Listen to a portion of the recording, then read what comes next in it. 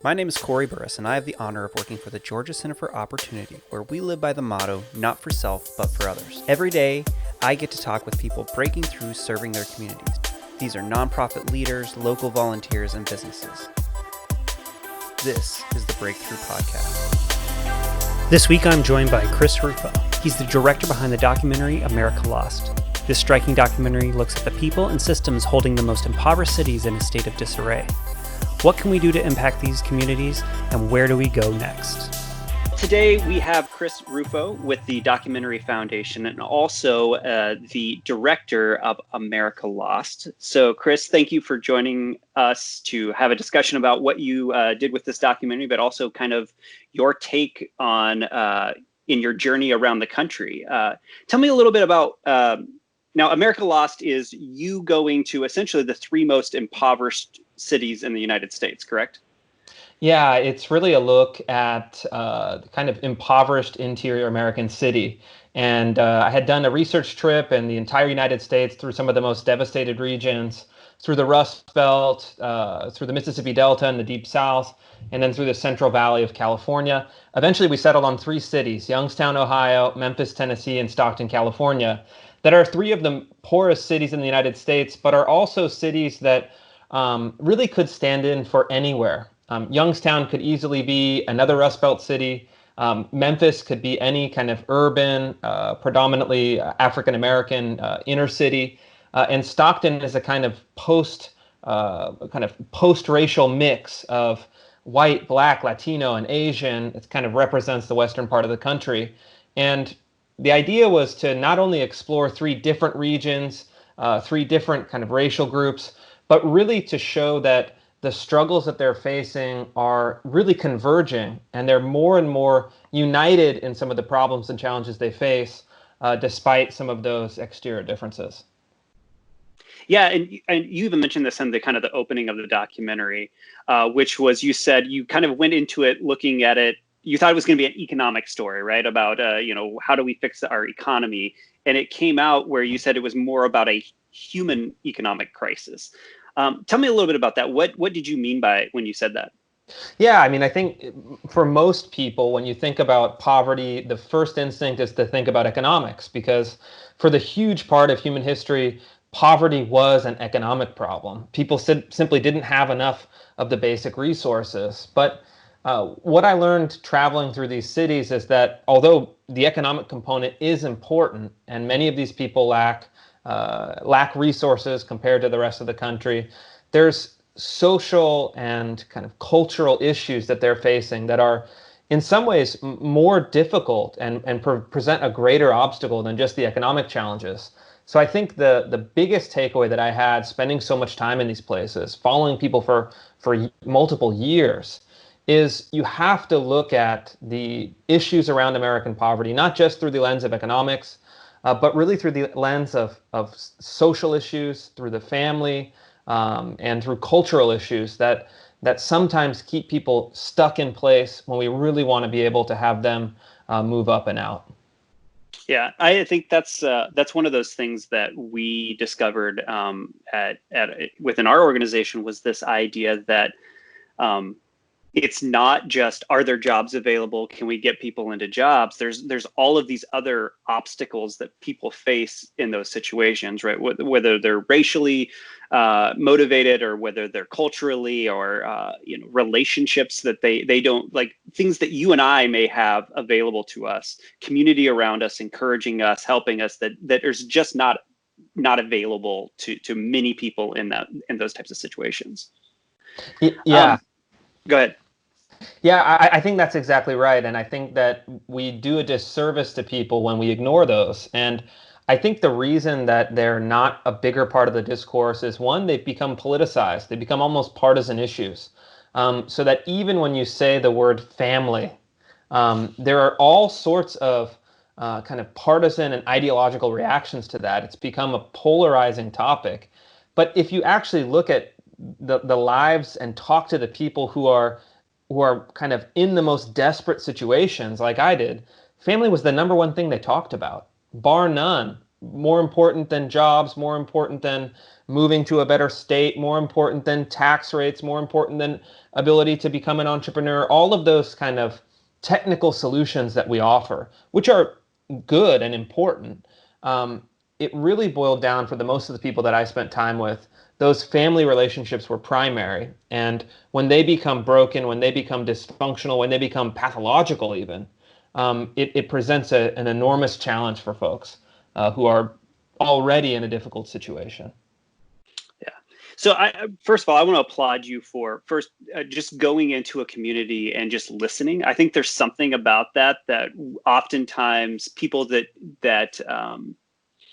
I don't want to say politically or motivated, but we have our ideology, right? That we come with, and we believe is our solution. But the idea that you went into these cities and you said, you know what, I'm just going to listen to people's stories. I'm going to hear where they came from, what were they experiencing, and learn from that is very unique. And I think something that we all can learn a little bit about of just listening and hearing the struggles that people are happening, the hopes and dreams that people happen to have. And one of the things that really stuck out to me was so many people talking about what they wanted for their children, right? And you, whether it was the mom talking about her daughter who was graduating, or the dad at the end of it that was talking about his new child and saying, "Hey, I just want them to have something that I didn't have."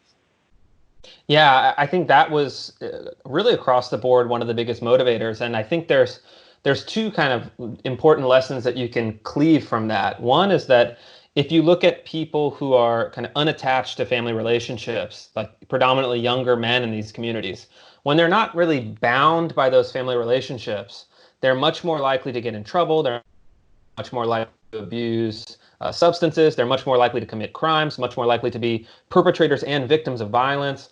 So in one sense, the family is a domesticating institution. It really connects people to something valuable and prevents some of those harms that we see in places like Memphis and Stockton and Youngstown. And then at the same time, I think the other thing that you see is that people really truly understand that this is a multi-generational effort.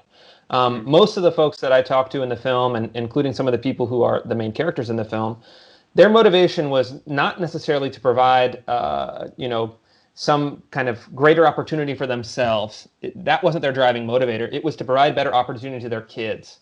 And I think they understand in a way that we, kind of the political rhetoric discounts, is that, people who maybe grow up in a bad situation in a poor part of town, don't have much of an education, have a kid, have two kids, their goal is selfless in a way. They're trying to provide for their kids, and they recognize that it takes time. And I think we do everyone a service if we really recognize that as a foundational motivation for people, and then held it up and celebrated it, because that's how it's always worked. If you look at the work of the great economist Thomas Sowell, he studied mobility across history and across ethnic groups all over the world.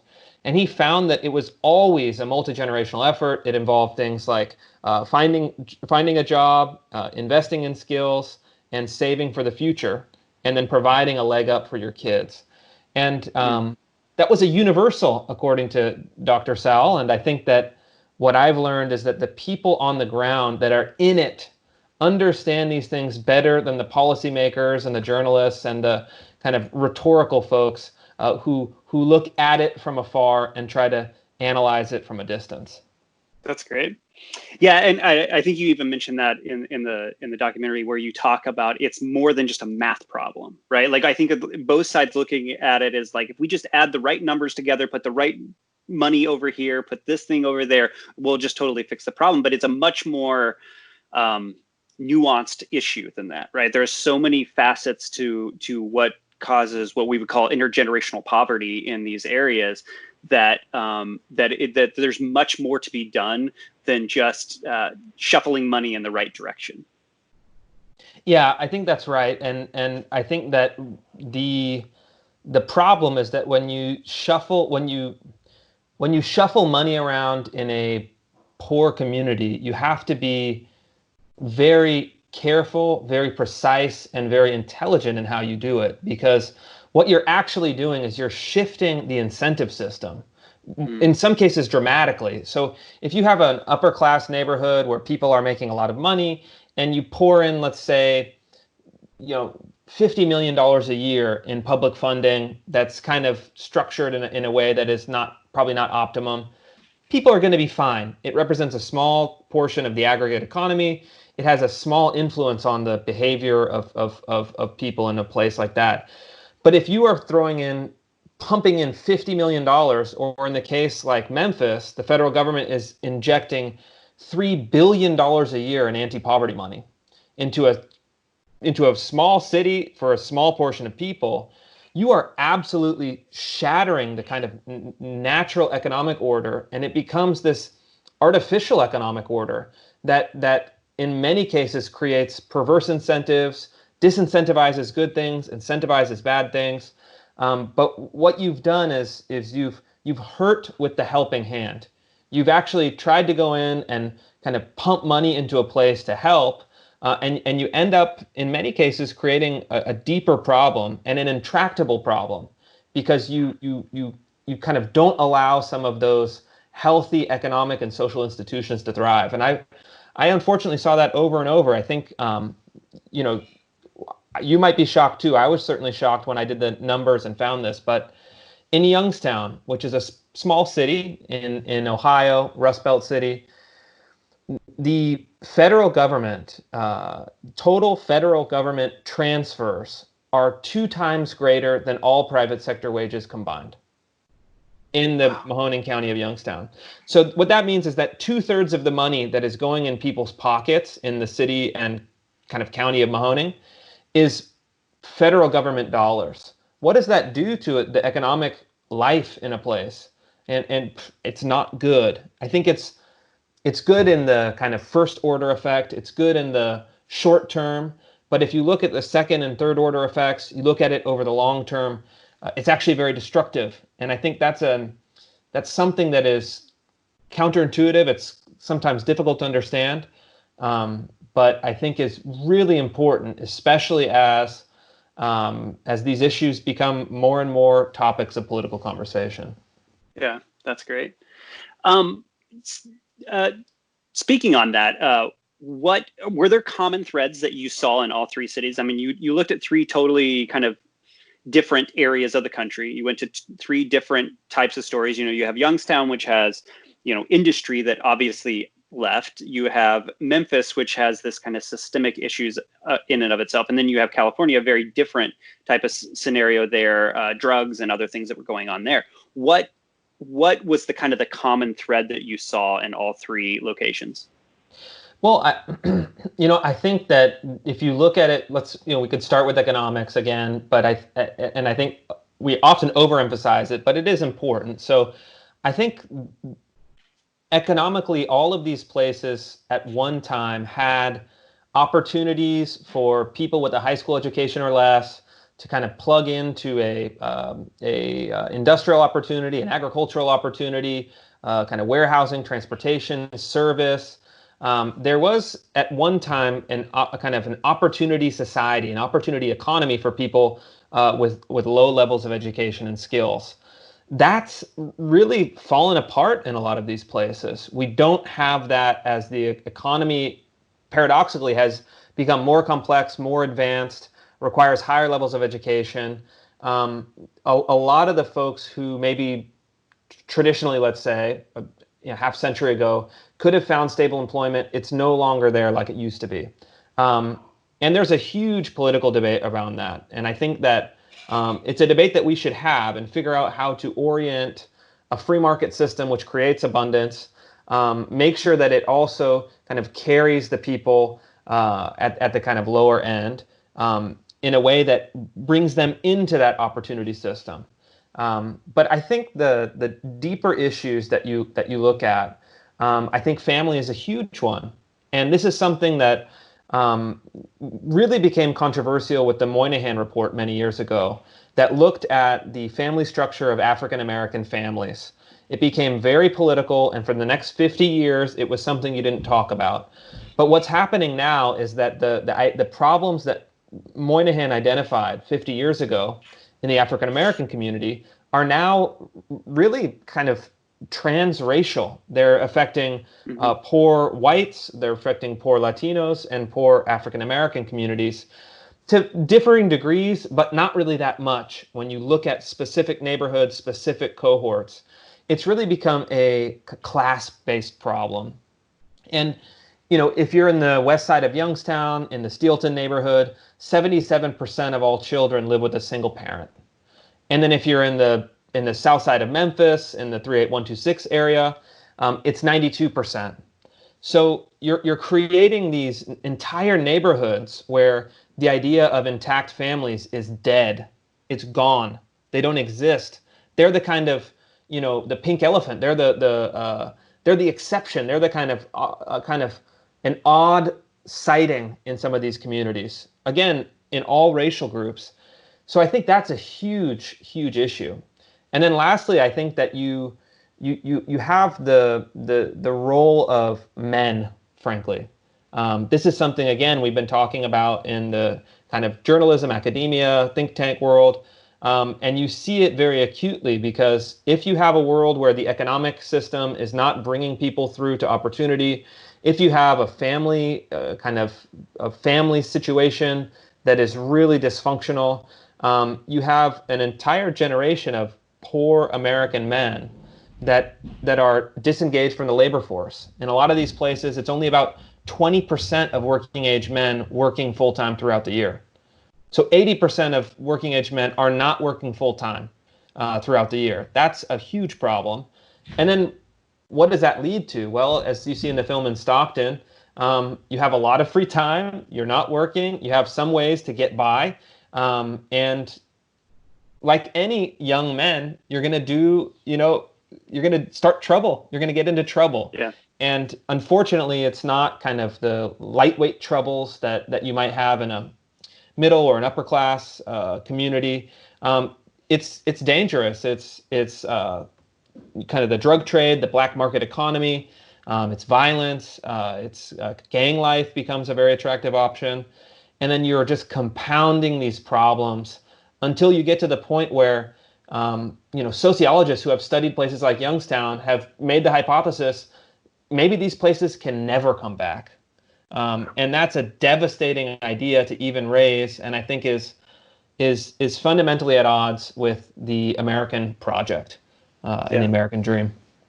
And it's cyclical, right? Because you have now kids who never have had maybe another parent in their life, and so they don't know the example of what that brings to them. So they have not had it modeled to them of what it's like to have both parents and the importance of that. And so it becomes this issue that just keeps going and going and going. And we've seen the breakdown of family and the breakdown of relationships and strong relationships that has really just kind of whittled away at these cultures and at these people that are already have so many things stacked against them in so many ways. So this week great. I'm joined by Tom Baylog.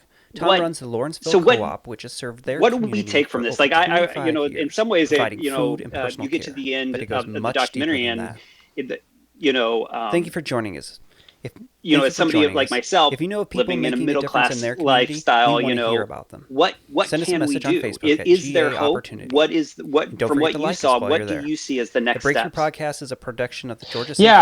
There is hope, and I think that we do to help break down. You have to really separate out the macro from the micro, and what I mean by that is that if you look at the numbers, it's hopeless, it's despairing, it's devastating. If you think of it in terms of, well, what policies could we enact that we haven't tried before that might turn these things around, you're going to hit a dead end, and you're going to get to that same kind of pessimistic place. But where I found hope was in the micro kind of relationships, people, the kind of spirit of some of these folks that are living in desperate circumstances. And finding inspiration. And, as you mentioned, the family question is cyclical. It's multi-generational. It's now the point where you have entire neighborhoods without intact families. But then you actually really talk to people and you hear from them something amazing. You hear, I grew up in this neighborhood in the south side of Stockton where there was 100% roughly broken families, everyone. But I feel the lack of that. I know there's a better way. There's something innate that wants me to put that back together again. So I'm going to try to provide that in my own life and then for my kids. And I think that there's some natural impulse that we have to harness that's inside everyone that really naturally kind of reaches out for the good life, reaches out for those family institutions, reaches out for finding stable work and providing, reaches out for creating meaning in community. And I think what we've done is that we've broken the natural incentive system. And what we need to do is actually listen to the people who are on the ground in these communities, figuring out what they want and letting those kind of natural, trusting them and breaking down barriers and letting those natural human instincts and intuitions, letting those things repair and resolve and restore themselves. And ultimately, I'm optimistic because you see in almost every family that I followed, no matter how bad things got, they still had this underlying sense of optimism, this underlying moral sensibility of where they wanted their life to go. And I think that in the final analysis, that what I came away with is that as policymakers, as kind of media, as elites, we've done folks a tremendous disservice by patronizing them and by thinking that we know better than they do, and by creating policies that don't affect us, that have had devastating impact on the life in poor communities. And we have to cut it out. We have to reduce a lot of these things. We have to dismantle many of those counterproductive policies, and then trust that people will follow this kind of natural and American desire to improve their lives and do everything we can to support that. And ultimately, that's the direction I think we need to go. Yeah, I love that. Putting it back in the hands of the people and the communities that it's impacting, right? Empowering them to be able to do something about it instead of this kind of top-down government-based solution thing. That's great. So love the documentary. Thank you so much for sharing those stories. And I think everyone should go and watch it. But how can they find the video? How can they watch it?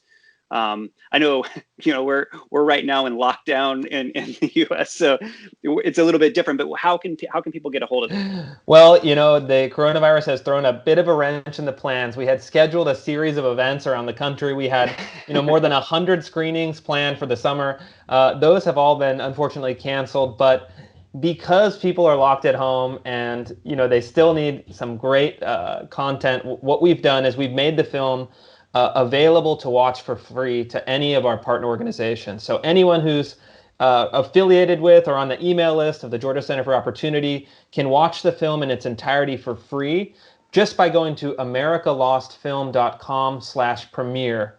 It's just americalostfilm.com/premiere. You can enter your email address and watch the whole film for free. And then hopefully when things open back up, we'll be starting to roll out some screenings in the future. Well, Chris, thank you for, again, capturing these stories. I think people listening to what people are going through and the experience that they're having is so very important for us understanding the problem and also the solutions to the problem. So thank you for doing that. Thank you for what you're doing at your documentary foundation. I really appreciate it. And we'll be sending around the link to all of our folks. And thank you for America Lost. We appreciate it. All right. Thank you. Thank you for joining us. If you know of people making a difference in their community, we want to hear about them. Send us a message on Facebook at GA Opportunity. And don't forget to like us while you're there. The Breakthrough Podcast is a production of the Georgia Center for Opportunity. You can find out all the work that we do to help break down the barriers leading to poverty at georgiaopportunity.org.